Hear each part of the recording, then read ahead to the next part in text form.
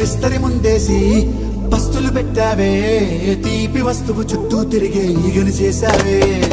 చీచీ చేసి కేలేని మొగుడు గారండాయ్ గుయ్ గుయ్ గుయ్ గుయ్ అంటూ మీదికి రాకండా వై వై వై గంపెడి పిల్లలతో